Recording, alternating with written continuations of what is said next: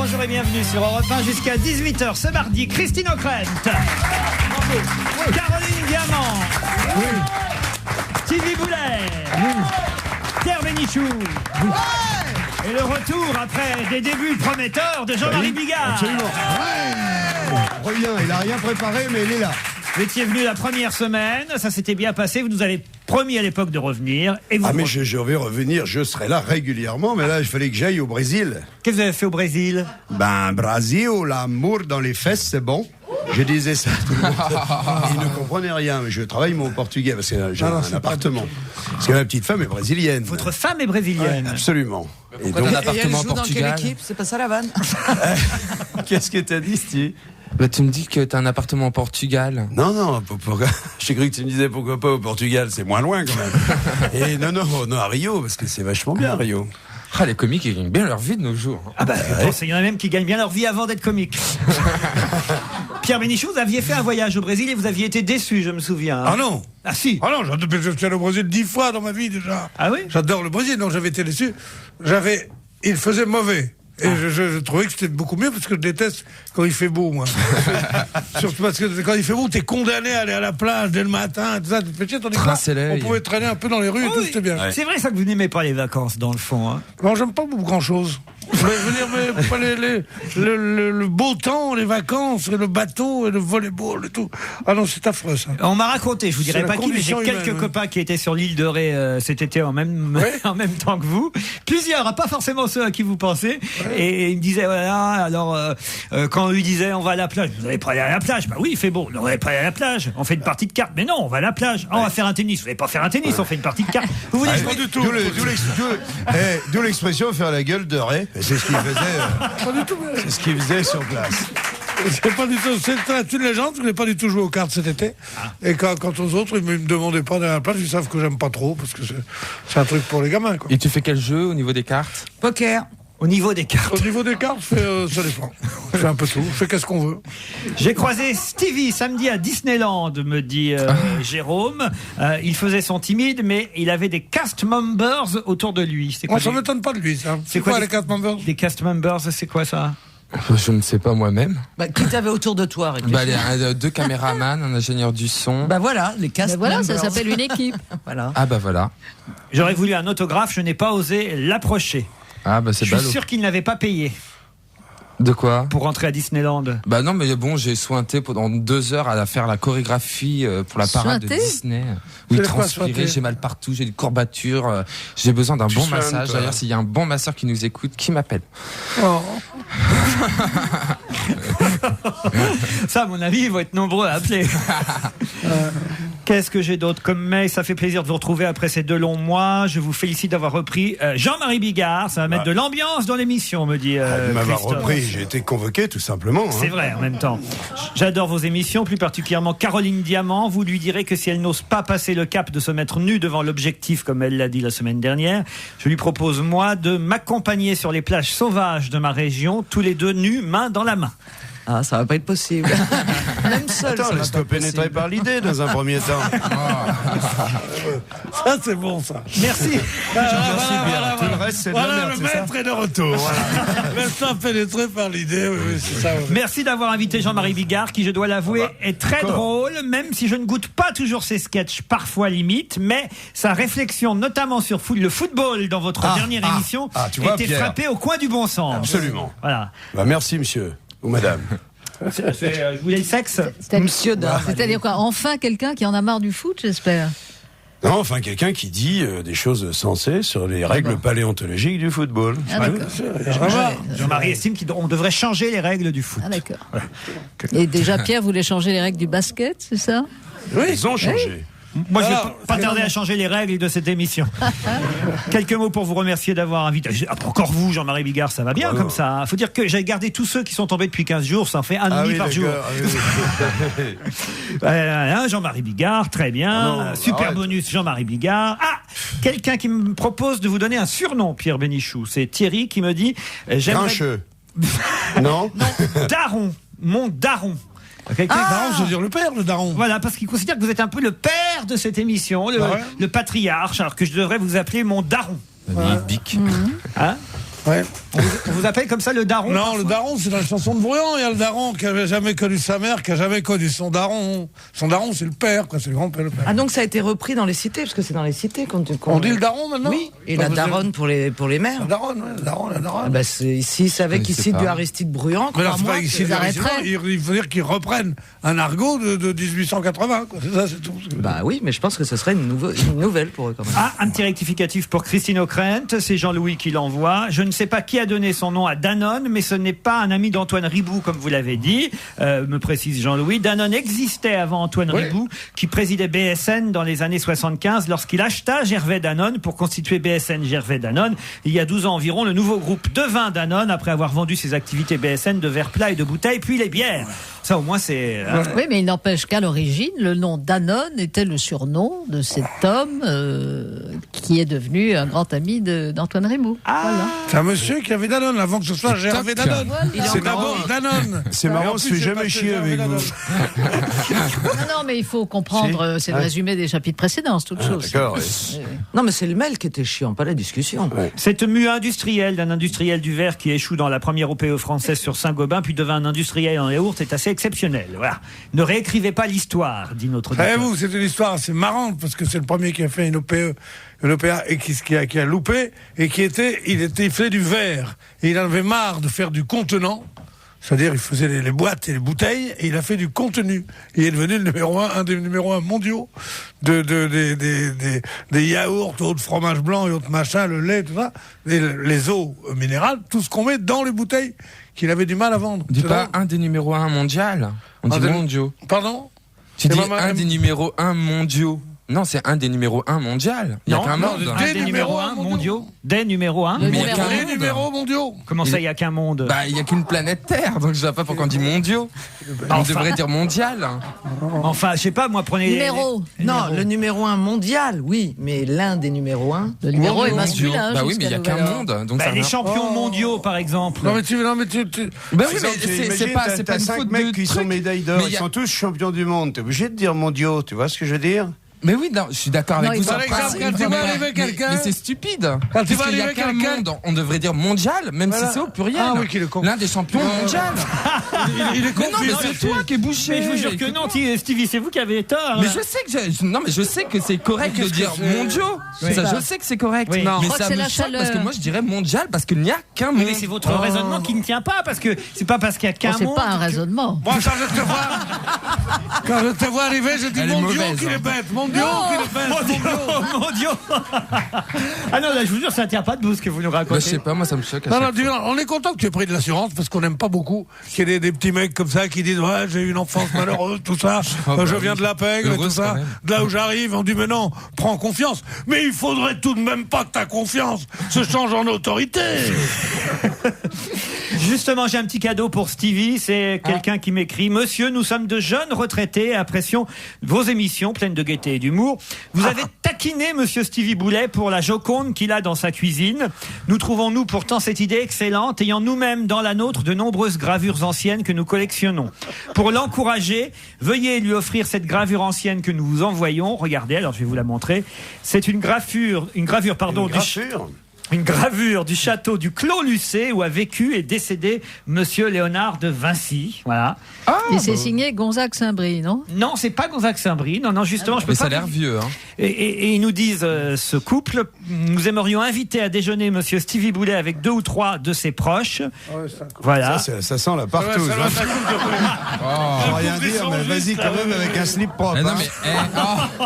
mais j'ai toujours dit, non, déjà, j'ai pas de slip, déjà un. Ah, et, bien. Et c'est toujours propre. Ah ouais, à la cet pelle et endroit. pied, on sait jamais. Mais regarde. Mais attendez Mais il y a marqué don de la reine Louise de Savoie, mère du roi François Ier à Monsieur Léonard de Vinci. En janvier 1516.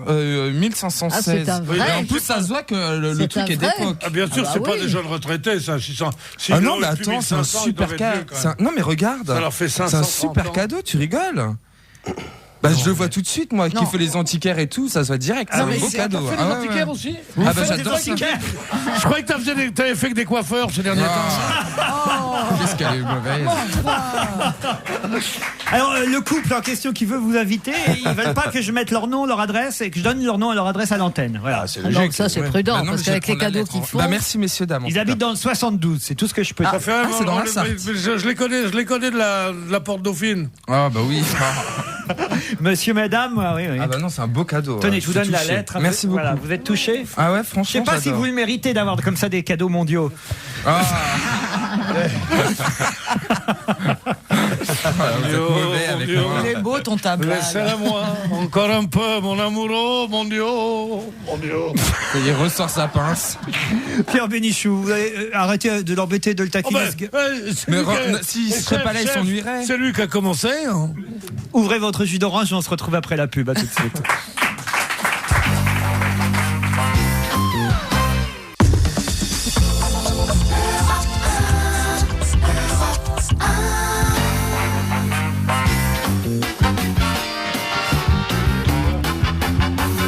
On va se gêner jusqu'à 18h, toujours avec Jean-Marie Bigard, Je vais pas me gêner.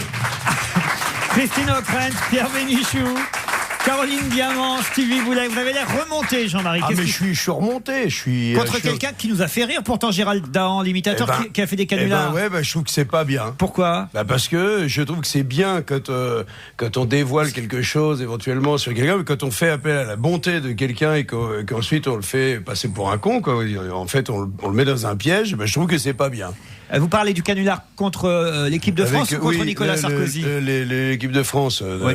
Non, parce que faire Par exemple, offrir de des faire appel fleurs. à la maladie de quelqu'un, de qui que ce soit, quel que soit le président, de faire appel au bon cœur de quelqu'un, de faire le truc et tout, puis après d'en rigoler. Moi, ça me fait pas rire du tout. Pas une seconde. Ça alors Ah non, mais pas une seconde, ça me fait pas rire. Je trouve que c'est vraiment pas bien du tout, du tout, du tout. C'est pas du tout à l'honneur de Gérald Dahan d'avoir fait ça, et moi j'aurais pas pu le faire. Et je cautionne pas Rire et Chanson d'avoir fait ça. Mais c'est pas sur Europe 1, effectivement, Ah vous oui. avez raison, car une radio comme Europe 1 ne ferait jamais ça, car nous ne manquons de personne, nous, dans cette émission. Si que de moi. Quoi? Non, non, que non, de mais c'est le moi. même style que Surprise. qui vous Surprise, dérange, en moi. fait Les Surprise, Surprise, par exemple, on m'a jamais attrapé parce que j'ai dit à tous mes proches que je les étranglerais de mes mains, et que j'étais moi une surprise et qu'on ne me faisait pas de surprise. Et je suis d'accord quand Sim me fait croire à Daniel Prévost qu'il parle 4 langues, c'est à mourir de rire, c'est vraiment magnifique. Quand on fait croire à quelqu'un qu'il a gagné au loto, qu'il fait des chèques, puis après qu'il a pu gagner, et puis on regarde la tête qu'il fait, la déception et tout, ça je trouve que c'est pas bien. C'est Maria Pacôme à qui c'était arrivé, C'était ça. Maria Pacôme, ouais. Vous avez été piégé, vous, par surprise, Christine O'Krent, déjà? Je mon ne avis, répondrai qu'en personne présence de mon avocat. Personne de son entourage n'a osé participer à un piège. Non, bah, pourquoi pas, vous auriez pu être piégé. Bien sûr, ça peut arriver tout le temps. À cette époque, elle parcourait le monde. Oh, ça cache quelque chose, à mon avis. rien ils du ont tout, essayé. rien du tout. Ils ont Ils essayé, sont ça a plantés. foiré, vous n'avez pas autorisé la diffusion, si? Non, non, pas du tout. C'est- Alain Delon a refusé la diffusion du gag qu'on lui avait fait. Hein, vous- C'est pas lui, Ah ouais c'est Alain Delon.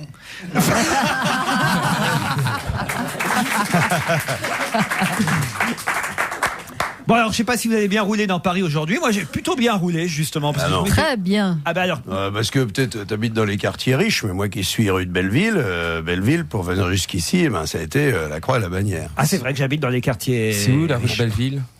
Bah, c'est dans le 19e, moi, au-dessus de je connais République, si tu veux.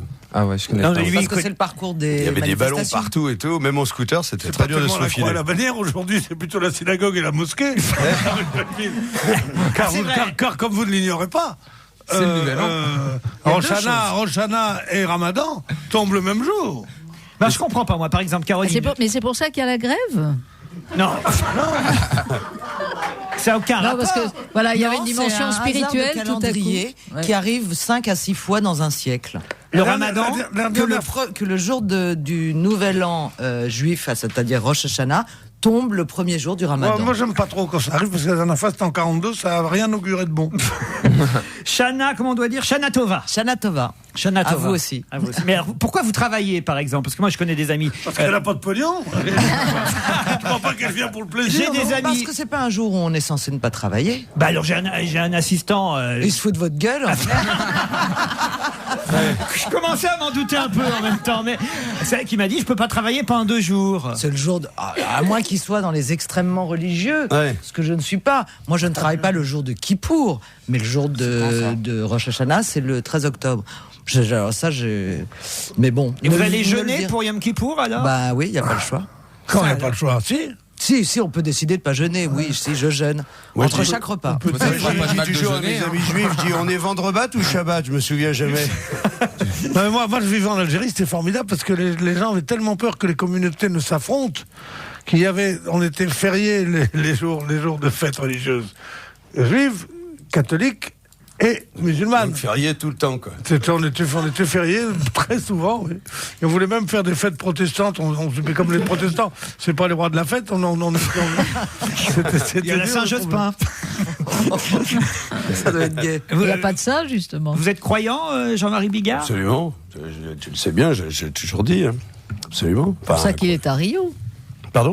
Pour ça que vous êtes à Rio. Je vois pas le rapport. Ah si, le Christ qui domine la paix. Et c'est au contraire l'un des rares endroits du monde où la religion, telle qu'elle s'exprime là-bas, en musique et avec des églises qui ressemblent quand même beaucoup à des sectes, mais c'est le seul endroit où la religion catholique a repris vraiment du terrain. Et un Christ qui a été fabriqué en France, hein, d'ailleurs. Oh. Mais comme Alors tous les grands Et d'ailleurs, monuments du monde. Et la blague. Non, la les blague, monuments mondiaux. Du monde. La blague sur Mondial. le Christ de Rio, d'ailleurs, c'est que il est monté sur la colline pour applaudir les Cariocas, qui sont les habitants de Rio.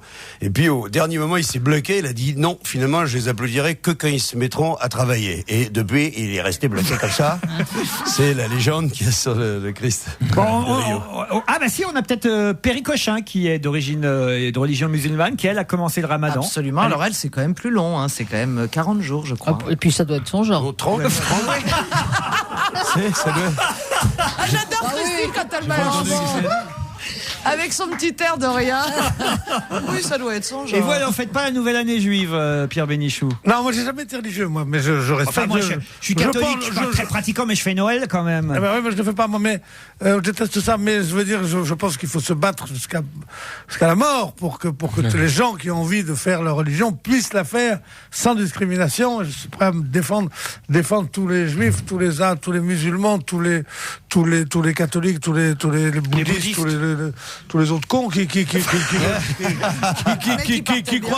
croient qu'il y a autre chose que le sourire et la poussière. Il n'y a que ça dans la vie. Bon, qui croient, machin, un truc aux prédestinations et à toutes les transcendances. Cela dit, je les respecte. Mais il faudrait quand même pas qu'ils viennent me dire quand c'est qu'il faut que je travaille, quand c'est qu'il faut que je travaille pas. Il faut que je travaille jamais. Voilà. On se retrouve après une petite page de pub.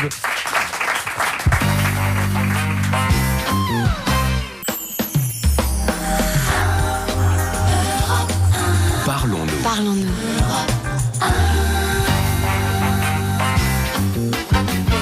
Parlons-nous avec Ockrent, Bigard, Bénichou, Diamant, Boulet. Les champions mondiaux de la culture et de l'humour, il faut le dire. Alors, on ne sait pas combien il y avait de manifestants aujourd'hui. Les syndicats visaient le million, c'est même le titre du journal gratuit 20 minutes. Le million. Pensez qu'ils ont atteint leur objectif, les syndicats? Vous n'avez pas compté, vous allez me dire, Christine. Non, mais d'après ce qu'on a entendu, il y a beaucoup de monde, surtout en province. Et on n'a pas encore les chiffres, je crois, pour Paris, parce que la manif est toujours en cours. Le temps de les compter. C'est la dernière parisienne que je connaisse. La façon dont elle prononce le mot province, c'est formidable. En province, on a l'impression d'être au Faubourg Saint-Germain. Mais on est J'ai de la famille qui n'habite pas Paris, les pauvres vivent. Mais où ça? En province. Ah, ça te va bien. Ça te va bien. Non, mais moi j'ai toujours habité Paris, mais je connais pas la province. C'est son accent belge, à Christine. Mais pas du tout l'accent belge. Elle n'a C'est pas son- du tout l'accent Elle n'a belge. pas du tout l'accent belge. Elle a ce qui est beaucoup plus grave. l'accent- Ça, c'est pas vrai. Je me souviens très bien quand elle présentait le journal de 20h, qu'elle disait bonsoir une fois. Alors, elle a ce qui est beaucoup plus grave, l'accent chic. En C'est étrange, province. Mais tu sais qu'il y a l'accent belge chic. Oui, je Ah, ça, connais. c'est ça ressemble à redoutable. quoi Ça, c'est une matinée d'accent anglais. Voilà. Ah, mais en fait, vous avez aussi un petit côté british, il faut dire, Ah, ben Christine. oui, tout ça, c'est l'Europe à moi toute seule. Je vois pas trop votre côté teuton. Enfin, je veux dire allemand, germanique. Ce qu'il y a de- j'avais en fait, compris. ce qu'il y a de plus snob chez elle, c'est la simplicité. Ah oui, parce qu'on peut lui dire n'importe quoi, elle répond avec une simplicité désarmante. Elle nous fait passer pour... Oh, j'en ai marre. D'un côté, ils mettent Ockrent, qui connaît plus la politique et qui est plus distingué que moi, et ils me mettent Bigard qui est beaucoup plus vulgaire que moi. Qu'est-ce que vous voulez que je fasse dans cette émission? Faut trouver le créneau. Bon ben, on a Caroline Diamant et Stevie pour... Oui, mais je les laisse, c'est les champions mondiaux. Ah, je vous remercie, c'est lui qui fait des fautes et c'est moi qui trinque.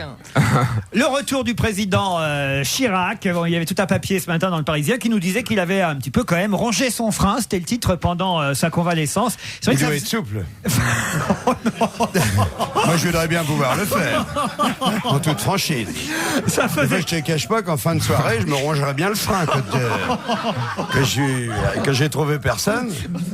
Ça faisait 15 jours que... On devrait avoir une charnière là au niveau des lombaires et on se rongerait le frein à mort. On pourrait faire. Christine est au bord de l'apoplexie. J'imaginais la scène. Oh non, mais alors il n'y a plus moi, rien je suis qui la choque, Christine. Non, mais... J'aime bien le visuel. Elle est avec vrai. nous depuis On trop comprend longtemps. mieux. Floriane Lachaud. Alors, en tout cas, il paraît que ce qu'il a eu le plus de mal à supporter le président, c'est la présence permanente de Madame Chirac, Bernadette, qui le Oh, surveillait. c'est pas gentil, ça. Ah bah c'est ce qui est écrit. Hein. Il est irritable, en tout cas, en ce moment. Ah oui. Chirac, oui. Pourquoi vous étiez à l'Élysée? Non, mais il y a, selon certaines sources, c'est écrit d'ailleurs aussi dans les journaux. Oui, c'est écrit dans non, dans les journaux. Dans les journaux, parce qu'aujourd'hui, il n'y avait qu'un journal en kiosque. Non, il y en avait deux. Vous voyez, c'est le même raisonnement. Ah, ça va, on va pas épiloguer là-dessus. Et oui, à ce qui paraît, il est irritable en ce moment. Il s'énerve facilement. Il a envie de retourner sur la scène internationale. Il s'emmerde à l'Élysée. On ne dit pas à ce qui paraît, on dit... Il serait, paraît-il, assez irritable. Irritable, il n'y a pas un H devant, il est irritable. Bon, ça va, mamie. Ah non, ça va pas, mamie. D'abord, je ne suis pas ta mamie. Je ne suis pas ta mamie. Ma petite fille est beaucoup plus jolie que toi. Je ne suis pas ta mamie. Et en plus de ça, on ne dit pas il est irritable. Il n'y a que Serge Julie qui dit il est irritable.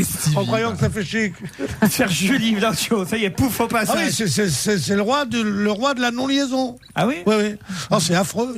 Je fais tellement attention de ne pas faire de fautes que j'en fais plus que pas je fais faire de pas fautes. attention. Bon, ça va. Je me tais. Allez. Alors, le président, en tout cas, s'ennuyait. Et c'est vrai que Madame Chirac surveillait si il se ménageait bien, comme les médecins le lui avaient recommandé. Et elle a eu cette phrase, je sais que vous l'avez lu, Pierre, aussi ce matin dans la presse. Elle a eu cette phrase quand différents conseillers du président venaient un peu pour le faire travailler. Mais enfin, vous allez me le tuer. C'était énervé. Vous allez me le tuer. Oui, elle fait attention à sa santé au président. C'est bien. Mais elle a visiblement plus ennuyé l'entourage du président que le président lui-même. Ah, vous croyez? Si, le président doit être furieux, mais évidemment, quand l'Élysée rejoint la conciergerie, vous allez me le tuer, attention, hein, va pas te blesser, Charlot. Non, mais c'est terrible, quand même. Alors, il paraît en revanche que le coup de fourchette est resté intact. On nous dit qu'il a encore un solide coup de fourchette et qu'il boit comme avant du Schweppes et de la bière. Pas en Ensemble? même temps. Bah oui, c'est la question que je me posais, parce que du Schweppes et de la bière... C'est curieux le Schweppes, de boire du Schweppes. C'est très démodé.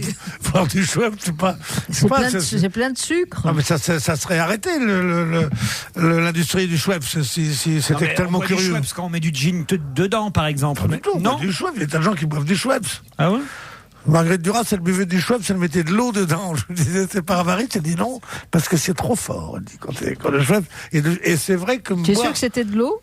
boire du Schweppes, non, je t'assure que boire un tiers de Schweppes et 2 tiers d'eau avec des glaçons, c'est la boisson la plus désaltérante qui soit. En revanche, paraît-il qu'avec le Bélez, cette espèce de crème, je sais pas quoi, il paraît que mélanger le Schweppes, ça peut te tuer. Non. Ça fait un mélange chimique. Si tu prends l'avion, par exemple, tu prends ça te fait une boule dans l'estomac et il paraît que ça peut te tuer. Mais c'est pour ça d'ailleurs que M. Sarkozy a envoyé 10 caisses de Baileys à l'Élysée. On se demande encore pourquoi. On se retrouve après le flash de 17h.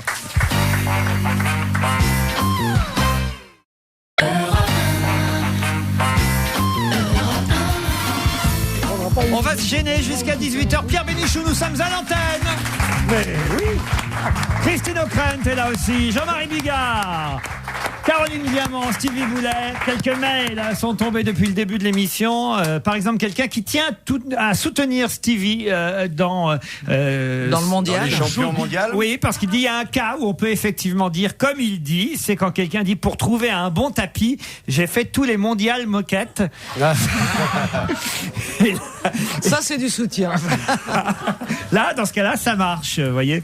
Message pour Christine O'Krent, que j'ai vu à la télévision dans une rediffusion de ses débuts télévisés. Je la félicite, car elle est beaucoup plus jolie et pleine de charme maintenant qu'il y a 20 ans. Vous vous rendez compte un peu? Oui, donc dans 20 ans, ce sera formidable, n'est-ce pas, Stevie? Si ça continue comme ça, oui. À l'écoute de votre émission toujours agréable, souvent excellente, on a l'impression aujourd'hui que le couple Bigard-Bénichou se jauge sans trop vouloir s'affronter. On en est encore à la phase d'observation. L'avenir risque d'être intéressant. Très bonne idée d'accueillir Bigard. Pendant des années, je l'ai trouvé insupportable. Et puis, en l'écoutant dans des entretiens, j'ai appris à l'apprécier. Des raisonnements très sains, des grandes valeurs, une grande répartie et une grande intelligence. C'est depuis combien de temps qu'il a changé, monsieur? Ça y est, c'est parti. C'est qu'on devient con vieillissant. Ben non, mais qu'on me mette sur le même plan que ce génie me semble vraiment une trop grande indulgence. Continuez. Si vous voulez bien demander, c'est Jean-Christophe qui m'envoie ce mail. Si vous voulez bien demander à ma collègue Magali de bien vouloir arrêter de me parler de manière à ce que je puisse écouter tranquillement votre émission. Ben voilà, Magali, lâchez-le, Jean-Christophe. Et puis quelqu'un qui me dit là, Pierre, pardon, mais c'est un témoignage qui vous accable une fois de plus avec on peut. Et ce qu'il a fait avec sa Velsatis. Ah bah oui, en plus c'est avec sa voiture. C'est qu'on est. Maintenant, vous êtes obligé d'avoir un comportement correct n'importe où, dans Paris ou ailleurs, Pierre. Pourquoi? La France vous observe. Non. J'ai eu la chance d'assister à votre émission, me dit Thierry, il y a 2 semaines. En sortant, je suis allé boire un verre à la terrasse d'un bar jouxtant les studios d'Europe 1. Ouais. Devant ma table trônait une magnifique Velsatis. Monsieur Bénichou est apparu, a enlevé les dépliants publicitaires qui tenaient sous ses essuie-glaces avant et arrière et les a prestement jetés à terre. Non. Est-ce bien raisonnable de la part d'un homme que la France entière admire, se demande l'auditeur. C'est tout. Vous avez eu peur que ce fût plus grave? J'aurais prison avec sursis, j'aurais qu'un mois ferme. Non, mais ça se fait pas quand même, la pollution. Les écolos, les verts se battent pour qu'on ait un Paris propre, Pierre Bénichou. Alors, oui, mais en attendant, sa voiture doit être plus propre que la mienne, et moi, je garde tous les prospectus, hélas. Si. Parce que je n'ose pas les jeter par terre. Mais jamais vous mettez les essuie-glaces en marche quand il pleut? La menteuse. Non, je les jette. Je les enlève avant. Je les mets dans la voiture en disant je les jetterai plus tard. C'est bien. Voilà. Le comportement en même temps, civique. Pierre, de son côté, il donne du travail à des gens, quoi. Enfin, parce que si les rues, si tout le monde faisait attention, il n'y aurait pas d'agent de propreté, puisque les rues seraient propres. C'est vrai. C'est pour ça que je fais chier mon chien partout. Moi, je me dis toujours tiens, ça va créer de l'emploi. Mais enfin non. T'as des raisonnements étranges aujourd'hui, mon Stevie. À chaque fois que je pique le sac d'une vieille, je me dis tiens, voilà du boulot pour un flic.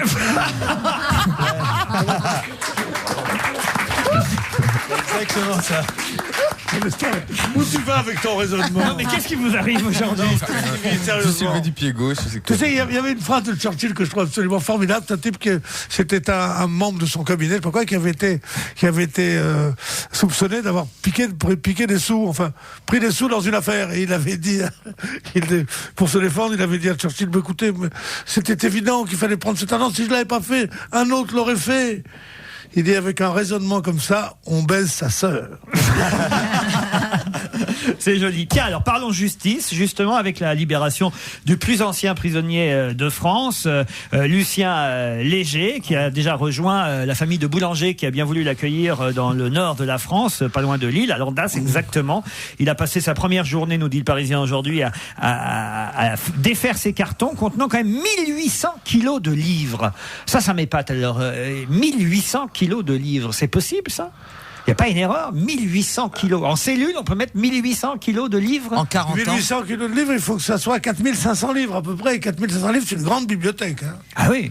C'est pas la plus grande bibliothèque de France, comme disait Mitterrand, mais c'est une grande bibliothèque quand même. Je crois qu'il y a erreur, c'est pas possible qu'il ait... Enfin, en tout cas, toujours est-il qu'il a été libéré.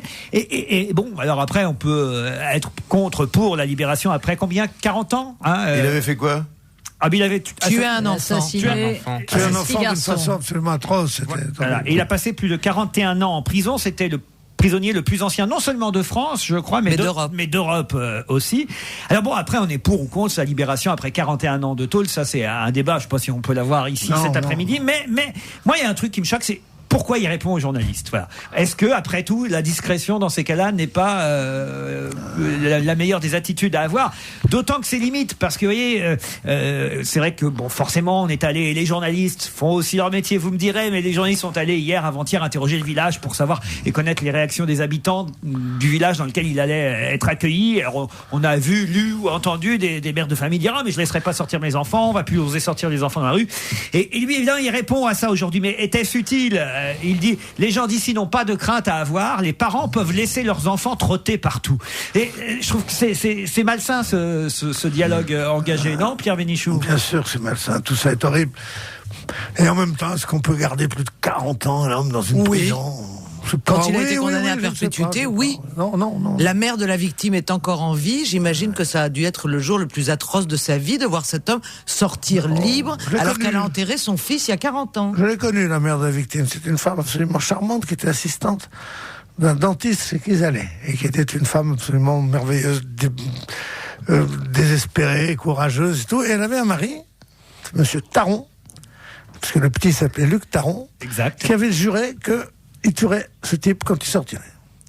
Donc jusqu'à la mort de cet homme, on pouvait pas le faire sortir ce moment-là. Et je comprends très bien que le père ait eu envie de le tuer. Je comprends très bien. On comprend tout dans ce genre de drame horrible. Mais comme vous dites, la seule chose qu'on pourrait empêcher, mais comment, je ne sais pas, c'est qu'il aille faire, qu'il dise les enfants peuvent trotter. Non mais sérieusement. Mais oui, là franchement c'est un dérapage. Et on voit ce type qui était un peu un petit voyou, qui faisait ça pour l'argent, qui était comme ça, qui avait même pas de pulsion sexuelle, hein, et qui est là, on a l'impression d'un vieux comptable très très vieux. Je sais parce qu'il a mon âge. La différence qu'il se dit aujourd'hui innocent. Hein, il dit évidemment qu'il n'a jamais tué personne. Non. Ah oui, bien sûr. Si, mais il dit qu'il n'a pas tué l'enfant. Ah non, bien sûr, il dit je n'ai jamais tué personne. Mais il avait avoué 71 fois avant. Il a avoué tout le temps.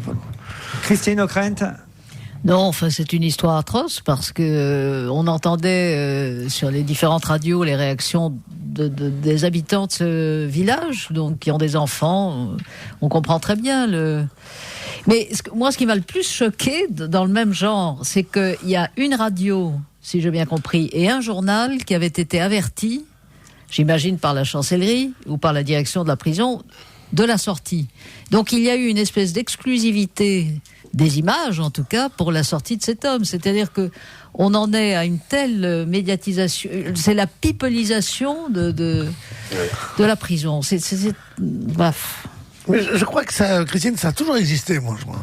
Pour les grands assassins, pour les grands faits divers, la pipelisation maintenant, c'est que n'importe quel chanteur qui a gagné un radio crochet devient aussi important que le général de Gaulle. On lui fait le Gaulle de Lyon, par exemple. Il y avait un stade qui devait s'appeler le stade Lamartine. Ils ont dit non, ça s'appelle comment il s'appelle, Cocu, coupé. Ça sera le stade coupé. Alors on dit est-ce que Lamartine c'est mieux? J'attendais qu'il fasse la plaisanterie. La décision du conseil municipal est tombée dans le lac. Mais non, mais ça ne s'est pas fait. Bon, mais je veux dire, mais là on peut penser que cette surmédiatisation est ridicule. Mais souviens-toi, Madame de Loudun, souviens-toi Landru, souviens-toi de tous ces grands assassins. Ça a été une médiatisation qui était encore beaucoup plus grande à l'époque, puisqu'il n'y avait pas de la médiatisation des petites vedettes du music-hall. Tu comprends? C'était déjà de très très grandes vedettes, les assassins. Ça a toujours été. Est-ce que c'est pas la raison d'ailleurs pour laquelle certains deviennent assassins? On le dit. C'est une thèse possible. Son quart d'heure. Son quart d'heure de gloire. Ouais. Passons à la nuit blanche. J'imagine, Pierre, que vous avez fait tous les arrondissements de Paris samedi soir pour participer à cet événement. Non, il m'est arrivé une aventure que je voulais vous raconter et que je raconte en public si ça vous amuse. Je savais pas. Je reçois un coup de téléphone. On va voir. Je reçois un coup de téléphone l'autre jour. Je l'avais encore hier sur mon. Allô, bonjour monsieur, c'est Jacqueline Durand. Oui, je travaille pour Paris Première. Oui, alors on voudrait vous faire venir dans le soir. C'était jeudi soir.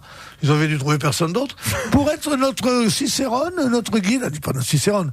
Elle dit plutôt notre guide pour samedi. Alors, je dis pourquoi? Elle me dit parce que c'est la nuit blanche. Alors, comme on sait que vous êtes un grand fêtard, je dis quoi? Non, mais comme on sait que vous êtes un grand fêtard, alors je me rappelle, qu'est-ce que ça veut dire un grand fêtard? Vous faites de la télévision, vous savez pas qu'on ne vous avait pas appris à parler le français, non? On dit pas à quelqu'un vous êtes un fêtard, on dit vous aimez la nuit, quel noctambule, quel brillant. C'est pas Gérald Dain. S'il te plaît. Vous êtes un grand fêtard, alors j'ai dit, va te faire foutre. Bon, évidemment, je suis pas allé. Et donc, je suis resté chez moi en disant, le fêtard est au lit. C'est vrai que c'est curieux, vous qui êtes un vrai noctambule. Voilà, mais tu dirais pas un grand fêtard, c'est la chose la plus péjorative du monde. Paris organise une nuit blanche et vous restez chez vous. Oui, parce que j'en ai il faut bien que je laisse sortir les autres. Vous l'avez fait, vous, la nuit blanche, Christine? Moi, j'ai fait comme Pierre, je suis restée chez moi. Ah non, pas du tout d'ailleurs, j'ai fêté... non, je suis sortie, mais pas en blanc. Oh, c'est louche, ça encore. Elle était chez elle, mais elle n'y était pas. Non, mais j'y étais pas du tout. T'étais chez Briani? Elle nous cache des trucs en ce moment, Christine O'Krent. Je sais pas ce qu'elle a. Oh là là, il y a anguille sous roche. Moi, je dis. Ça doit être ça. Oui.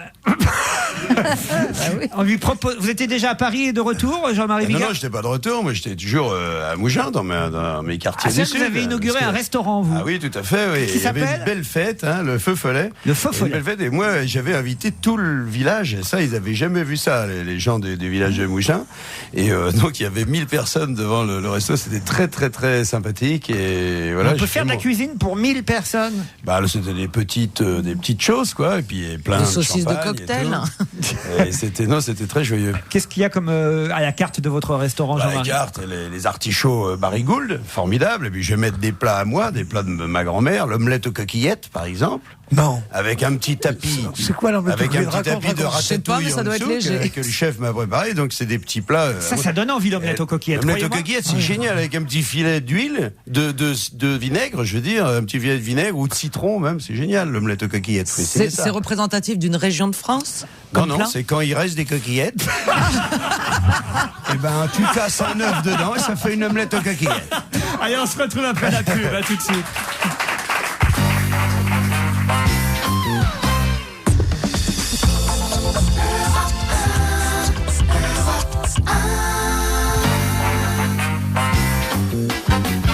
On va se gêner, la suite avec Christine O'Krent, Jean-Marie Bigard, Stevie Boulet, Caroline Diamant, Pierre Bénichou. Alors, il y a un autre sujet polémique en ce moment, c'était déjà dans Libération hier. La Croix reprend l'info ce matin. Selon une étude épidémiologique ayant porté sur 17 000 dossiers d'accidents mortels de la route entre septembre 2001 et octobre 2003, donc sur une période assez longue, l'alcool tue davantage que le cannabis. Alors, le gouvernement serait gêné par cette étude qui relativise le danger du cannabis par rapport à l'alcool au volant. Un pétard fumé avant de prendre le volant serait moins dangereux que quelqu'un qui aurait trop bu avant de prendre le volant. Alors, on a envie de dire, bon, très bien, mais en même temps, est-ce que ceux qui ont fumé un pétard n'ont pas en plus généralement bu un petit peu? Oh, comment ça, non? Non, c'est pas obligatoire. Ce sont deux catégories de Français très différentes. C'est pas vrai. Et de cultures très différentes. Vous croyez que ceux qui fument des pétards boivent pas?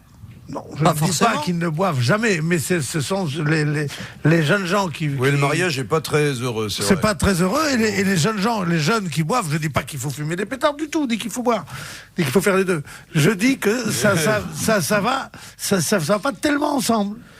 Moi, je serais pour que ça soit interdit au moins de 18 ans, quoi. Un truc comme des produits, par exemple, qui sont interdits au moins de 18 ans. Parce que ça ruine bien la scolarité des gosses, parce qu'on a tous dit, ouais, le pétard, c'est rien, c'est gentil. Non, c'est pas gentil du tout. Tous les gosses qui ont fumé des pétards à partir de 13-14 ans ont tout simplement massacré leur scolarité, parce que c'est 1, 2, 3, 4, 5, et puis ensuite, tu te lèves le matin, t'allumes un pétard, et là, ça va pas bien à ce moment-là de sa vie où il faut essayer d'apprendre et se faire une situation. Je trouve vraiment que sans passer pour un vieux con, mais ça serait bien de limiter, quoi, que les mineurs. Oui, mais on essaie de le faire. Encore plus, c'est interdit à tout le monde. C'est interdit à tout le monde? Mais bien sûr. Bien sûr, mais c'est totalement inefficace. Mais alors pourquoi tout le monde en a? Pourquoi tout le monde en fume partout? Ça, c'est autre chose, mais parce que la répression ne marche pas. Oui. Ouais. Mais normalement, ni les moins de 18, ni les plus de 18 ne devraient en consommer. C'est totalement interdit. Christine, ça vous est arrivé, juste pardon de cette question indiscrète, mais je vous ai jamais vu le faire. En tout cas, je vous ai vu fumer le cigare. Ça vous est déjà arrivé de fumer un petit pet comme ça? Ah, ça m'est arrivé, oui, mais j'aime pas ça du tout. Donc j'ai aucun mérite. Quel effet sur vous? Assez désagréable. J'ai plutôt eu la nausée. J'ai trouvé ça pas Vous avez pas fait agréable du une tout. tête verte, comme on dit. Peut-être, oui. Moi, j'ai fait une tête verte, c'est pour ça que je suis incapable de fumer. Et ça, à chaque fois qu'on me propose... un coup, on m'a dit, c'était avec mes petits gremlins en tournée, et puis ils disent le soir, bon, on est dans la chambre d'hôtel et tout, et puis il y en a un, il me tend un truc, il me dit, fais gaffe, c'est fort. très très fort. Je dis, ah bon, très fort. Hop, je tire un coup dessus, un deuxième, et je dis, bon, allez hop, je vais me coucher. Le temps que je fasse le couloir, je rentre dans ma chambre, je vais le temps juste de me foutre à poil sur le lit, je prends la zappette, j'allume, documentaire animalier, et là, je me retrouve coincé, trempé de sueur. Incapable de changer de chaîne, incapable de mettre la couverture sur moi. Le cauchemar total, ça a duré 2 heures de cauchemar où j'attendais que ça s'arrête. Mais je dis, c'est quoi que tu m'as donné? Il y a des trucs terrifiants, quoi. Hein, tu fumes deux lattes et tu te retrouves sur le dos. Je voulais creuser le plancher pour me cacher dessous. J'étais absolument convaincu que j'allais mourir. Ça, de toute façon, c'était acquis. J'allais mourir. Ce qui m'emmerdait le plus, c'était de mourir à poil sur mon lit avec la zapette devant et incapable de changer de chaîne. J'étais dans la télé et tout. J'étais complètement décalqué, quoi.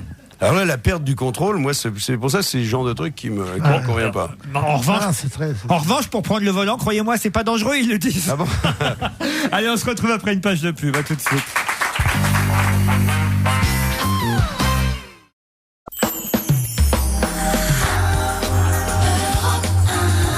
Parlons-nous.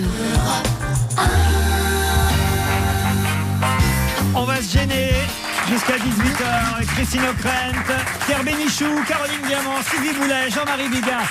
Je ne voudrais pas qu'on dérange Stevie qui, depuis une dizaine de minutes, vous ne l'entendez plus. Il est mondialement absent. Il faut quand même que je vous l'explique ce qu'il fait. Il est plongé dans son agenda Vuitton. Et à l'intérieur, il vient de découvrir le monde. Oui, il regarde une carte. Et alors, je vous ai surpris là pendant la pub à regarder des pays, puis vous faisiez non, pas celui-là. Qu'est-ce que vous faisiez? Ah non, je suis la tête dans un projet.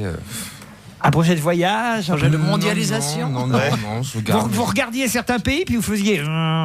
Ils statuaient sur leur entrée ou non dans l'Europe. Ah oui, si je suis président.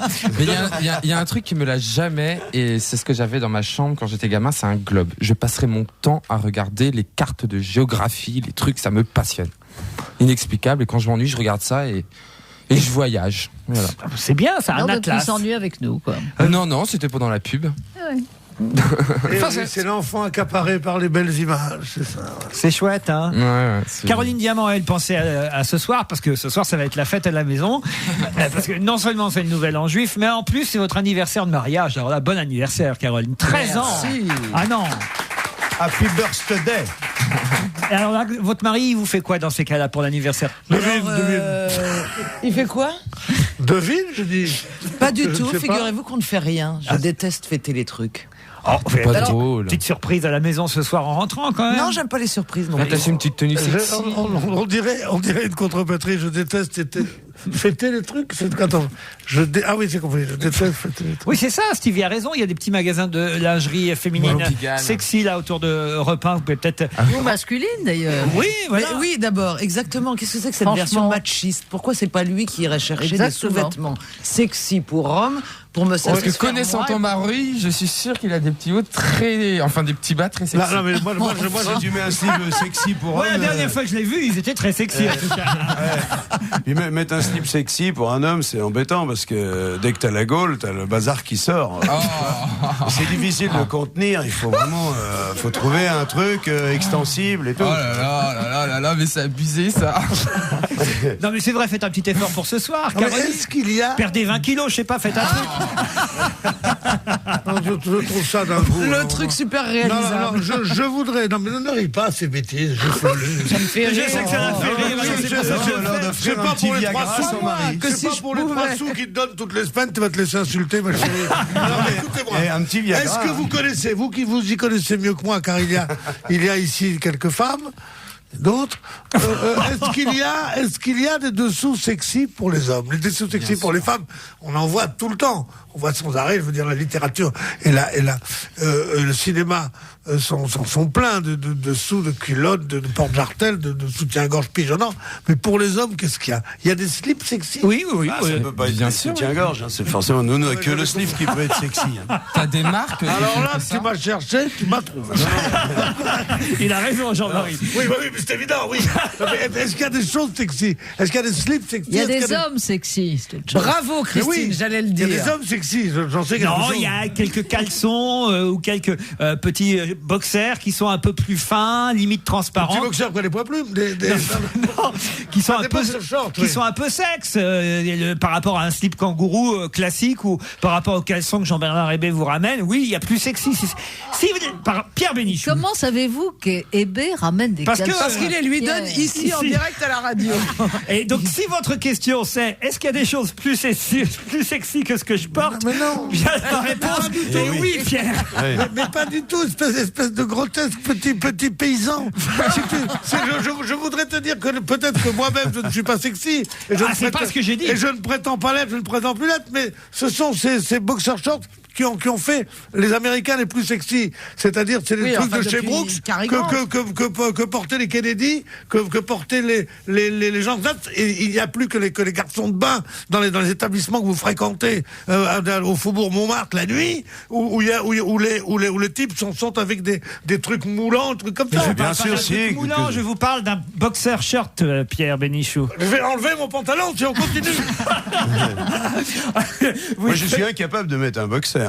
Incapable. Je ne veux mettre que des slips. Ah ouais, moi, j'aime bien que tout soit collé au plafond, parce que sinon, ça se balade. C'est pas du tout agréable. C'est d'ailleurs pour ça qu'on a toujours un testicule un peu plus gros que l'autre. C'est pour éviter qu'il s'entrechoque, qu'il soit pas à la même hauteur. Qu'est-ce que dit le président Chirac? C'est que c'est la vérité. C'est vrai, Jury qui est un peu plus basse, un peu plus haute pour éviter qu'elle se tape comme les boules. C'est tac, tac, tac, tac. Tu sais que il y a que toi qui remarque ça. Hein. Non mais je ne sais pas ce qui se passe avec Christine Ockrent. Ou elle est folle amoureuse de Jean-Marie Bigard, ou elle espère faire sa première partie au prochain Stade de France. Ça doit être ça. C'est sûrement ça. Non mais c'est une fameuse formule de notre président bien aimé. Ça m'a bougé de s'en remettre l'autre. Mais exactement.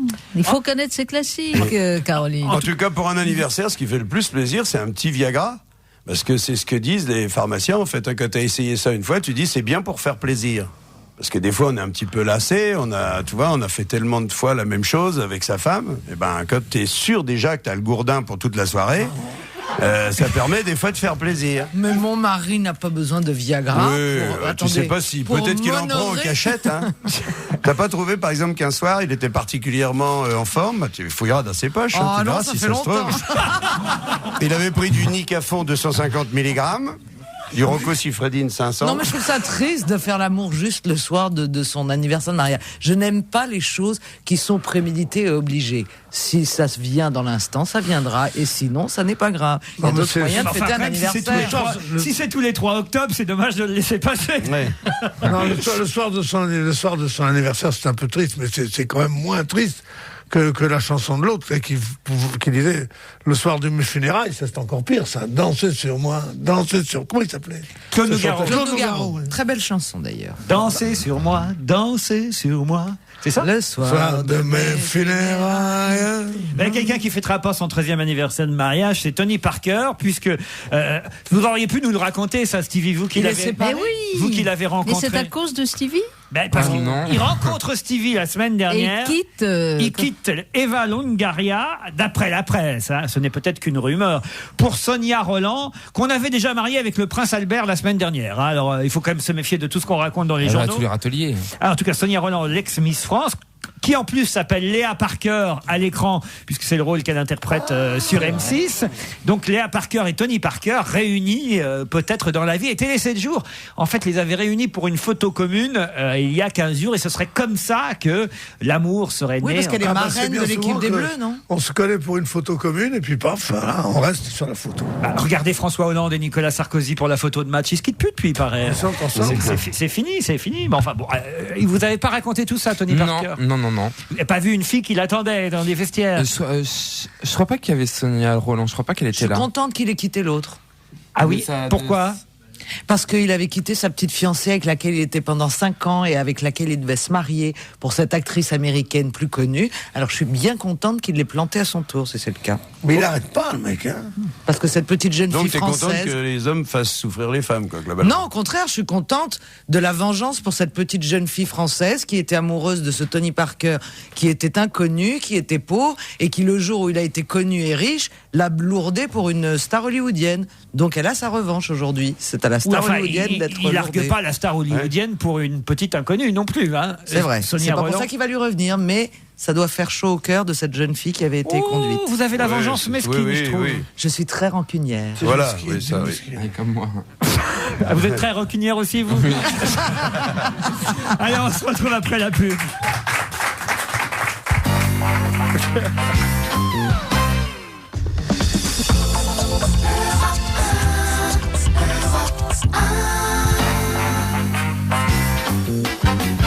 On va se gêner jusqu'à 18h et c'est l'heure de notre rendez-vous avec Serge Liado pour les chansons qui se ressemblent. Bonjour Serge. Bonjour mes chers collègues. Alors aujourd'hui c'est un cas et même 3 cas intéressants je crois. Oui, ben la saison dernière on avait déjà étudié une comparaison entre une chanson de Jennifer Choubouk qui évoquait les riffs des années 60 et une chanson d'Axel Red, Ma sensualité. Et je me suis aperçu pendant les vacances qu'en fait, ces chansons-là étaient toutes les deux les filles, ou disons les clones, d'une chanson de Lenny Kravitz qui s'intitule It Ain't Over Till It's Over. Ce qui signifie, je crois, c'est pas fini tant que c'est pas fini. Ça veut dire donc que Jennifer aurait un peu copié Axel Red, qui elle-même aurait un peu copié Lenny Kravitz. C'est ça, c'est la chronologie, oui. Alors, Lenny Kravitz, Axel Red et Jennifer.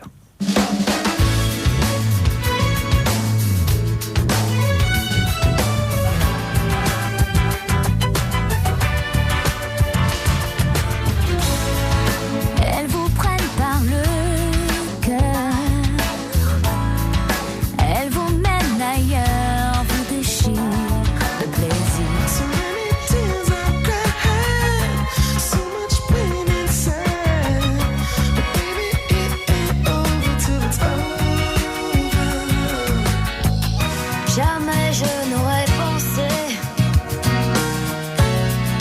tant besoin de lui. How many times did we give up? But we always work things out. Elle nous entraîne tout comme autrefois. Ces mélodies qu'on n'oublie pas.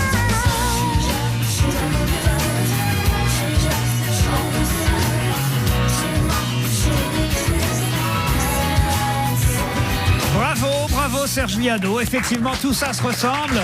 Alors, comme on disait pendant qu'on écoutait tout ça, certes, Jennifer a un peu copié Axel Red, certes, Axel Red a un peu copié Lenny Kravitz, mais on a, à ses débuts, beaucoup accusé Lenny Kravitz d'avoir copié lui, Stevie Wonder. Alors, oui. Et pas mal John Lennon aussi. Alors peut-être que il faudrait remonter, ça va être une chaîne sans fin. Mais oui, moi je suis sûr qu'à l'origine, il doit y avoir une seule chanson qui est la mère de toutes les chansons. La mère. Bon, en tout cas, c'est pas mal. Bravo, oui, Jean-Marie. Bah oui, comme Julio Iglesias qui a piqué à Jean-Jacques Debout Bécassine. Hein. Ah bon? Ah oui, c'est ça. C'est même note. Bécassine, c'est ma cousine. Vous les femmes. Non, c'est les mêmes notes. Tu le fais à l'envers, ça fait Bécassine. J'aime ma cousine. Tu vois? C'est les mêmes notes. Bon, alors, vous allez nous retrouver ça aussi. Alors, on l'écoutera et on vérifiera pour Bécassine. Oui, c'est vrai, elle est en préparation, elle est sur l'établi. Ah bon. Bécassine est sur l'établi? Elle était indien avec c'est la chanteuse Bibi, non, qui faisait Bibi, tout doucement, qui était exactement la même musique que l'été indien. Oui, c'est ça. Ben, ça, on a dans les best-of de l'an dernier. Ça. Lui piquait pas son boulot, Jean-Marie. Il a sa petite chanson flash, Serge Liado. Oui, elle est prête. Allons-y. Ce matin, vers 8h, une radio d'État diffusait une chanson que je connaissais pas. Un truc pas formaté, un de ces bijoux comme on entend quand il y a le programme minimum. Mais comment pourrait-on découvrir des talents s'il n'y avait pas une bonne grève de temps en temps? Comme quoi, il y a des fois où le service public, quand il ne travaille pas, rend service au public. Assez joli. À demain, Serge Liado. Salut. N'oubliez pas d'échanger vos billets de 50 francs. Moi, j'ai été surpris en lisant ça ce matin dans le Parisien. Je pensais que c'était foutu déjà. Mais non, il vous reste 2 mois pour échanger les anciens billets de 50 francs Quentin de la Tour contre des euros. La Banque de France a publié hier un communiqué invitant les derniers détenteurs de ces coupures lancées en 1976. Ils étaient beaux d'ailleurs, ces billets de 50 francs. On les aimait bien, ils étaient bleus. Hein, c'est les billets bleus. C'est que les billets de 50 non, parce qu'après, il y aura encore d'autres dates. Les billets de 100 et les billets de 500 Les 500. les 500 francs, les Pascal, vous aurez Les Pasco. Vous aurez jusqu'en 2007 pour échanger les Pascal. Les 200 francs Montesquieu jusqu'en 2008. Les 100 francs de la Croix jusqu'en 2009. Les 500 francs Curie, pareil, ainsi que les Gustave. 2012 même. Les 20 francs Debussy jusqu'en 2012. Les 50 francs Saint-Exupéry jusqu'en 2012. Là, il s'agit bien des 50 francs Quentin de la Tour. On n'est plus que 2 mois. Et vous savez combien il en resterait en circulation? Comment on peut savoir ça? Moi, c'est ça qui m'épate. Il resterait actuellement dans les bas de laine et autres fonds de tiroir l'équivalent de près de 12 millions d'euros. 12 millions d'euros en billets de 50 francs. C'est énorme. Mais est-ce qu'ils n'ont pas été brûlés? Est-ce qu'ils ne sont pas Ils sont disparus? cachés, des gens qui ont caché leur argent, qui meurent, et puis personne ne sait où est la cachette. Enfin, Ouais, ou dans des comptes en Suisse. Faut qu'on cherche ça, faut qu'on cherche. Dans les comptes en Suisse, que t'es bête. Mais que t'es bête. Dans les comptes en Suisse, tu mets pas de l'argent français qui sont sur un compte avec des sous français. Tu leur donnes cet Ah si, argent. ça peut être un Mais il y en coffre, a qui hein. ont Ça amené peut de être un l'argent. coffre, Non, bien non, sûr, mais- Pierre. Un compte Comment en tu te Suisse, les ramènes les gens qui ont des Bah, un comptes en compte, Il Suisse. a l'air de s'y connaître. Les gens qui ont des comptes en Suisse sont des jeux d'écriture. C'est pas des billets qu'on amène et qu'on met dans un compte. Non, Pierre, ou des coffres. Ou des coffres. Il fut un temps où les Un gens coffre passaient numéroté. C'était quoi le avec des valises. Attention, pas tout le monde en même temps. Hein, Les deux, gens trois. allaient en Suisse et donnaient cet argent à leur banquier. Non, et, pas et forcément. leur banquier disait, voilà, vous possédez dans la monnaie que vous voudrez l'équivalent de tant d'argent. On Non. gardait pas les billets tels qu'ils étaient. Enfin, T'as pas vu les films avec les dialogues de Michel Audiard? Le blanchiment d'argent et tout ça. Comment vous savez tout ça, Pierre? Vous avez déjà essayé de passer de l'argent en mais Suisse? non, jamais, j'ai jamais eu d'argent. moi. Mais au Brésil, il y a quand même un ancien président, enfin il y a quelques années, un vice-président quand même qui a gagné, c'est ma femme qui m'a raconté ça, c'est un fait authentique, il a gagné 224 fois au loto dans la même année. Donc on lui a dit, c'est quand même bizarre, il a dit non, j'ai de la chance. Bien sûr. Et en fait, le fin mot de l'histoire, c'est qu'il rachetait tous les billets gagnants pour que ça lui fasse une rentrée officielle d'argent, et donc il payait plus cher le billet. Voilà, c'était une méthode pour blanchir l'argent. C'est ça, Bernard Tapie, ce qui lui est arrivé il y a 2 jours. En tout cas, c'est une technique discrète. Tout à fait. 224 fois. Ouais. Bernard Tapie, tiens, venons-en à lui justement, puisque on murmure que finalement, puisqu'il a annoncé qu'il pourrait s'intéresser à nouveau à la politique, eh bien que le Parti radical de gauche pourrait avoir un candidat à 2005 à l'Élysée qui serait Bernard 2007. Tapie lui-même. J'ai dit quoi, 2005 2007, Oui, oui. pardon, oui, 2005, c'est Vous cette êtes année. pressé. Oui, je suis pressé. Alors, je suis pressé de vivre ça, cette course à l'Élysée. Vous pensez que vraiment c'est possible? Qui c'était le candidat en 95 pardon, en 2002. Décidément, j'ai du mal avec les présidentielles. Qui c'était le candidat du Parti radical de gauche en 2002? C'était Christiane Taubira. C'était Taubira, il me semble. Ah, c'était Christiane Taubira. Oui, oui, qui avait été adoubé par le monsieur Baillet. Elle est super connue, des gens comme moi. Ah, c'est sûr que Bernard Tapie aurait des chances de faire plus de voix que Christiane Taubira pour le Parti Oui, radical mais de Taubira, gauche. on a fait suffisamment à l'époque pour faire échouer Jospin. Quelle est entre la le premier et ligne le second politique tour. du Parti radical de gauche? Parce que alors je ne sais même pas c'est quoi leur ligne de D'être politique. différent du Parti radical de droite, surnommé le Parti radical valoisien. Ouais, mais c'est quoi leur ligne politique? C'est quoi, enfin, quand même? Parce que moi, je vois pas. C'est en dessous de la Loire, quoi. C'est- non, c'est vrai que comment dire, l'idéologie radicale, non, mais c'est un très vieux parti dans la tradition française et qui C'est a le parti hérité- des Édouards. Les Édouards. On comprend toujours pas là, ce que vous Herriot, voulez nous dire. Édouard. Ouais. Eh Ah oui, non, quand il y il avait- explique il y avait- Troisième il y République. avait Édouard Daladier, il y avait Édouard Herriot, Édouard. Oui, mais on les connaît pas, donc ça nous explique toujours pas. Non, je sais pas, si tu attrapes un bouquin qui vole par là, tu vas voir. C'est des gens, tu sais, Daladier, c'était un président du conseil. Édouard Herriot un peu aussi. quand même, oui aussi. Non, enfin, c'était le. Pas Édouard Non, mais il faut Balladur, hein, pas tous reconnaître, les il faut Édouards. reconnaître que Non, c'est vrai que le corpus Le parti idéologique du Parti radical n'est pas Ça a cessé, complet. vers 1937, comme ça. Puisqu'après le Front Populaire, justement, Blum s'était démarqué. Après le Front Populaire, bloom. Bah, en tout cas, si le Parti Oh, radical. puis merde hein, moi non plus, je sais pas. Oui, quand on sait pas, on se tait d'abord. Vous êtes incapable, ni vous ni Christine O'Crane, de nous dire un petit peu De quelles sont m'expliquer. les idées du Parti radical de gauche. Un parti laïque. Mais les Mais autres en quoi aussi il est défend. radical, c'est fort comme mot ça. Ouais. Non, mais le Parti radical, c'est un vieux parti. C'est un parti qui, dès le cartel des gauches, a été juste Et il insiste. avant la guerre de 14, déjà un parti très important. Et après ça, il y a eu la création et de la SFIO et du Parti communiste et toutes ces T'emmerdes gauches. pas, c'est le parti à nanar maintenant, puis voilà. Et toutes ces formations de gauche on fait cette gauche qui était plurielle avant la lettre. Et après, quand Mitterrand est arrivé, il a fait la réunion des gauches avec le programme commun où il y avait le Parti communiste de Georges Marchais, le Parti radical de M. Fabre et le Parti socialiste de M. Mitterrand. Je préfère quand il chante. Mais en fin de compte, le parti Mais radical. si t'as une chance d'être moins bête un jour dans ta vie, écoute-moi. J'ai senti que j'avais réveillé la bête. Je suis pas sûr que tout ça va leur donner plus de voix en tout cas, mais ce qui est sûr, c'est que si Bernard Tapie est leur candidat, ça va réveiller le parti. Christine Ben, on va O'Crane. voir s'il continue à jouer dans des séries policières pour TF1. Non, mais ce sera forcément plus médiatisé. Mais rien n'est plus dangereux que des leaders dans les formations de gauche ou de droite, parce qu'ils affaiblissent le candidat, le locomotive. Et vous avez vu ce qui s'est passé. Chirac est arrivé au deuxième tour, enfin à la sortie du premier tour avec assez peu de voix, que Jospin en a eu très peu puisqu'il a été battu par Le Pen. Grâce, si on peut dire, ou à cause à la multiplicité des la candidatures. multiplicité, c'est-à-dire de M. Chevènement, de Mme Taubira, qui ont pris Besancenot, qui ont pris beaucoup de gens à gauche. Alors si Tapie arrive, et comme ça le deuxième tour se jouera à 15 ou 16 points, celui qui aura 15 ou 16% sera au deuxième tour. Si on prend au candidat socialiste, si Tapie lui prend des voix, si Besancenot lui prend des voix, si machin... Et on va encore se retrouver dans une. Alors, remarquez un match Tapie-Le Pen au deuxième tour, avouez que ça aurait. Ah, il y en a déjà eu. Hein. Et c'est bizarre, Tapie, on le voit. Enfin, moi, j'imagine plus à l'UMP qu'au Parti radical. Il a été de gauche. ministre de Mitterrand quand même, Tapie, comme tu sais. Oui, mais je sais, mais pour moi, c'était un homme de droite. J'arrive pas à comprendre qu'il soit à gauche, cet homme. Enfin, je sais pas, par ses affaires, par Adidas, un homme d'affaires. Je veux dire, c'est quelqu'un qui a géré des entreprises, etc.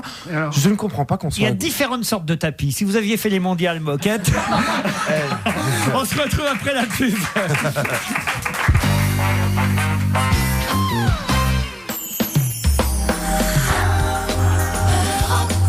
Parlons-nous.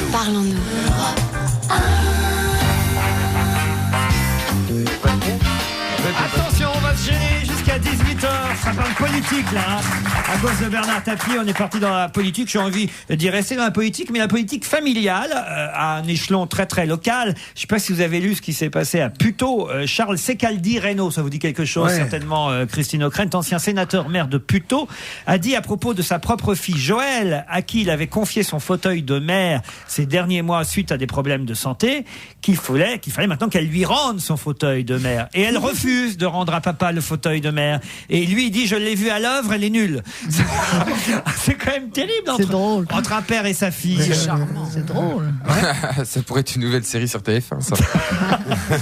Ben, c'est vrai, vous avez raison. C'est quand même, c'est la zizanie d'ailleurs. On se rappelle du film de Claude Zidi entre Annie Girardot. Là, c'était entre un homme et sa femme. Annie Girardot écolo contre Louis de Funès qui voulait récupérer son siège de maire. Mais là, c'est entre un père, et sa fille. Il doit pas être tout jeune, Charles Secaldi Reynaud en même temps. Hein. Pourquoi la fille est déjà âgée? La fille est déjà âgée. Oui. Si la fille a 60 ans, le père est pas tout jeune. À propos de mère et de fille, pas de père et de fille, mais de mère et de fille, il y a une émission ce soir, je crois, qui va faire grand bruit, où c'est des mères et des filles qui sont ensemble, qui racontent leur aventure commune. Il y a une certaine Fabienne et sa fille Priscilla qui racontaient leurs aventures dans le Parisien de ce matin. C'était croquignolé, c'est atroce, quoi. Je comprends pas ce que vous voulez dire là. Expliquez-nous parce que. Il y a une émission à 8h ce soir où mère et fille se lâchent, comme ils disent. Et il paraît que c'est quelque chose d'affreux. C'est sur quelle chaîne? Il me semble que c'est sur M6. M6, voilà, c'est ça. On va casser l'audimat, elles disent. Vous n'aimez pas ça vous...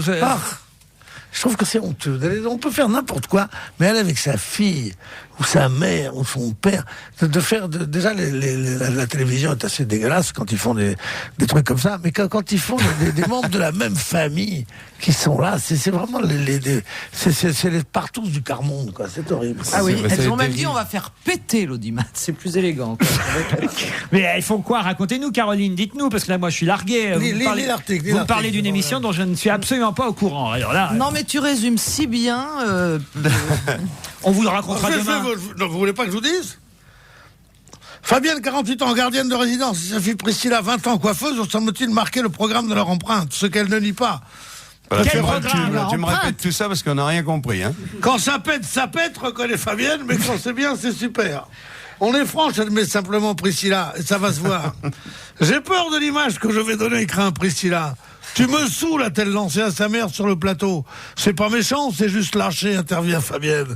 On nous a dit d'être nature, c'est ce qu'on a fait. J'aurais voulu tenir ma langue, répond Priscilla. J'ai fait comme si j'avais pas de caméra, j'ai enchaîné les gaffes. J'aimerais pouvoir effacer les séquences, ainsi de sa fille. Mais quel est le on va sujet faire péter l'audimat. Passez-moi le journal, je vais vous expliquer dans quelle émission c'est, parce qu'il est incapable de lire un journal, Pierre Bénichou, manifestement. C'est fou, ça. Moi, je suis capable, quand même, je fais ça toute la journée, de lire des journaux sans avoir lu les articles avant. Alors, je vais vous le faire. Maintenant, c'est dans quoi, ça? Alors, dans Mère et fille, l'expérience inédite. Déjà, si vous nous donnez le titre de l'émission, ça nous donnera peut-être un aperçu de ce que ça peut être. C'est sur M6 à 20h50.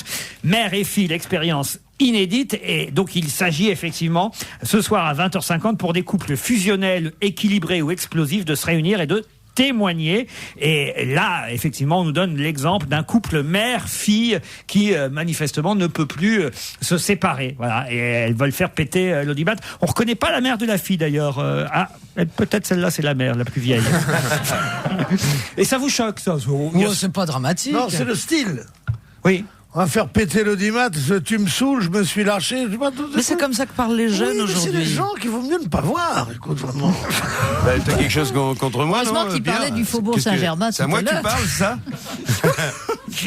Pierre, je vous propose que ce soir, vous la regardiez, cette émission, et puis que vous nous en rendiez compte demain. Voilà. Hein? Ah oui. Non? Eh ben voilà, t'as Encore tout un gagné. petit boulot. En plus, il me donne des devoirs à la maison. Et si jamais vous ne le faites pas, vous me ferez ça en ligne. Allez, on se retrouve de toute façon demain à 16h30. Je vous embrasse. Bye bye. Restez sur Europe 1 tous.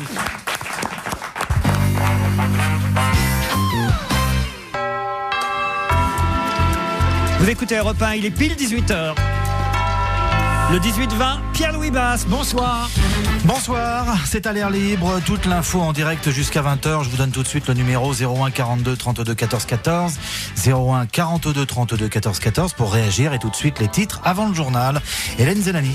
Plus d'1 million de manifestants dans toute la France, c'est l'estimation des syndicats qui se félicitent déjà d'une mobilisation équivalente à celle de mars dernier. Des manifestations étaient organisées dans toute la France et c'est à Paris qu'il y avait le plus de monde, 150 000 personnes.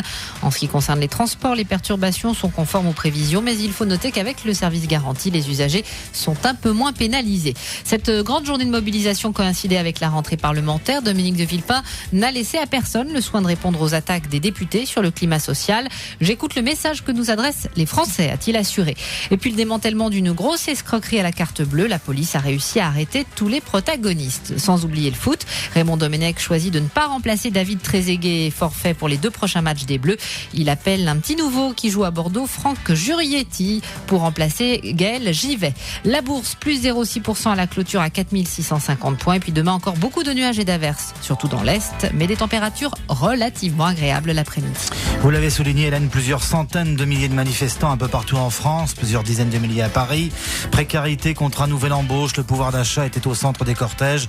À l'Assemblée, le Premier ministre s'est dit à l'écoute des Français dès 18h20 avec le ministre de l'Emploi Gérard Larcher et nos invités. Nous reviendrons sur cette journée de revendication.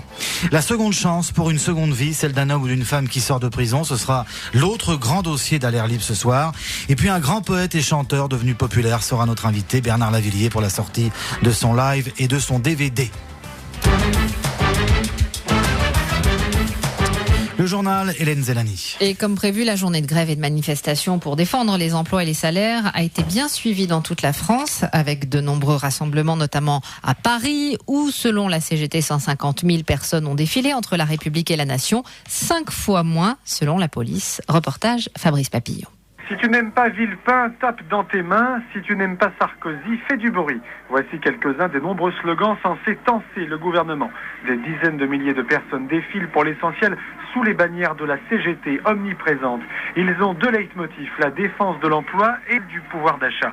Une nécessité pour Anne-Marie, infirmière à l'hôpital Corentin-Selton. Je me bats pour l'emploi, pour le pouvoir d'achat surtout. Mon salaire stagne depuis une dizaine d'années.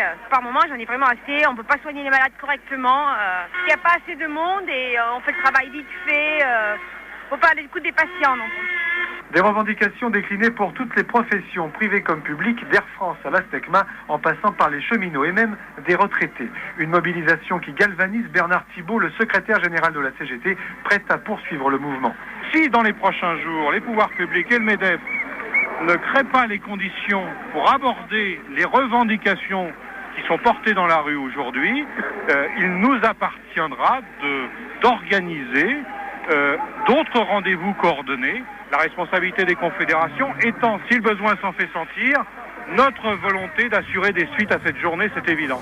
Les syndicats ont rendez-vous dans quelques jours pour décider de la suite qu'ils donneront à leur mouvement. Sur la place de la Nation, Fabrice Papillon, Europe 1. Et ajoutons que François Chérec pour la CFDT note une grosse présence des entreprises privées dans les cortèges. Il attend aujourd'hui des réponses très claires sur l'emploi et le pouvoir d'achat. Les syndicats qui ne peuvent être que satisfaits du sondage BVA pour les Échos, selon lequel 72% des Français les soutiennent et trouvent la mobilisation d'aujourd'hui justifiée. En tout cas, ces syndicats, ils crient déjà victoire. Ils estiment avoir réuni plus d'1 million de personnes dans les rues d'environ 150 villes, soit autant que le 10 mars dernier. La police, elle, s'en tient à moins de 430 000.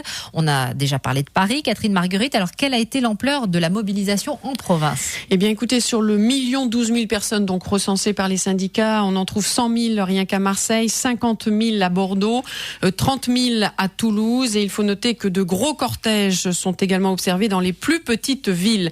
Un exemple, à Ajaccio, entre 4 et 8 000 manifestants défilent actuellement dans les rues. On a même observé des affrontements entre les jeunes, dont beaucoup cagoulés, et les forces de police. Alors, il y avait les manifestations, bien sûr, mais aussi les grèves, notamment dans les transports. Oui, à la SNCF, la grève a été suivie à 32%. Dans le transport aérien, plus de 400 vols ont été annulés. Des retards importants ont également été observés sur la plupart des autres vols en dehors des longs courriers, notamment à Roissy et à Orly. Et puis, les transports en commun sont très perturbés, notamment en province. Des villes comme Toulouse, Marseille, Lyon ont connu des paralysies totales de leur réseau de bus ou de tramways, voire des TER. Ce sera sans doute encore le cas ce soir. Des villes plus petites également sont affectées, Clermont-Ferrand,